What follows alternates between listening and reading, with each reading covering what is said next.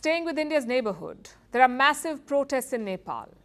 We're talking tens of thousands of people. They marched through the capital Kathmandu, clashed with riot cops, and braved tear gas and water cannons. Take a look at this.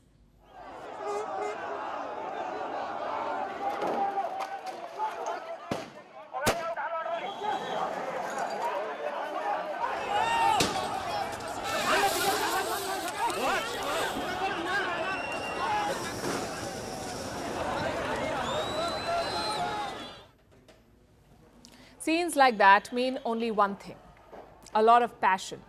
It's usually for things like democracy or human rights, but not in Nepal. These protests are for restoring Nepal's monarchy. You heard that right. These are pro-monarchy protesters. They're chanting the name of Nepal's last king, King Gyanendra. And leading them was this man, Durga Prasai. He's a known figure and a key figure in the story. Prasai is a businessman based in eastern Nepal. He was once close to Nepal's top communist leaders like current Prime Minister Pushpa Kamal Dahal and former Prime Minister Palki Sharma Oli. But now he's turned anti-establishment. His pitch is all about two things. One, restoring democracy and making Nepal a Hindu state. And two, cutting interest rates. Now I know these two things are not related, but somehow that's what Prasai is passionate about. The question is, can he challenge the status quo? Well, pro-monarchy protests are not new in Nepal. They keep happening from time to time. But this time, two things are different. One is the size of the protest. It's way bigger. And two, the government response. They banned rallies in parts of Kathmandu. Plus, the ruling party held its own rally in the city, sort of like a counter-protest. Many reports say the government is spooked, that it is overreacting to Prasai's challenge. Even the recent TikTok ban could be related. Let me explain how. Earlier this week, Nepal's government banned TikTok. They said it was disrupting social harmony, which is a fair point. TikTok is notorious for doing that. Also for spying on behalf of China. That's TikTok for you. But Nepalese say that wasn't the real reason for the ban. They say the ban was to crush dissent. Now, we won't speculate on the government's decision, but we will say this. Nepal's politicians are not a popular bunch. The king stepped down in 2006 after protests. In 2008, the monarchy was abolished, and since then, Nepal has been a secular republic. Just one problem, though. There is no stability. The country has had 11 governments in 15 years.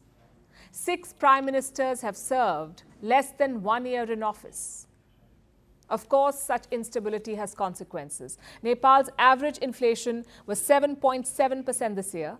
Unemployment is 19% in the 15 to 29 age group. Last year, around 750,000 young people left the country. 750,000. That's around 2,000 people per day. Most of them now work abroad.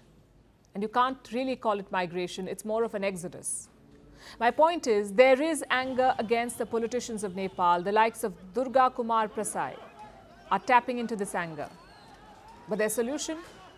I'm afraid it's even worse. Nepal's kings ruled for centuries, and like most kings, they claimed divine origins. But that mystique and awe disappeared in the year 2001. That's when Nepal's crown prince went on a killing spree. He shot dead 9 members of the ruling family. Even the king and the queen were not spared. And that episode really shook the Nepalese. Like I said, the mystique was gone. Still, the monarchy could have survived if not for the new King Gyanendra. In 2005, he fired the Nepalese government. He took absolute control of the country. That was the last nail in the coffin, really. Thousands of people protested against the monarchy. Eventually, Gyanendra had to step down. He's still alive, though. He lives as a private citizen in Nepal. No pomp, no support, no royal palace. It's unlikely that protests will reverse it. Having said that, it's a message to the country's politicians. If people want monarchy over democracy, it can only mean two things. Either the politicians are really bad, or young people need to read more history. In Nepal, it's a mix of both. Either way, the Royalists could make the next elections interesting. It's supposed to be held in 2027. So it's still pretty far off. But in Nepal's volatile landscape, who knows? It could be next year.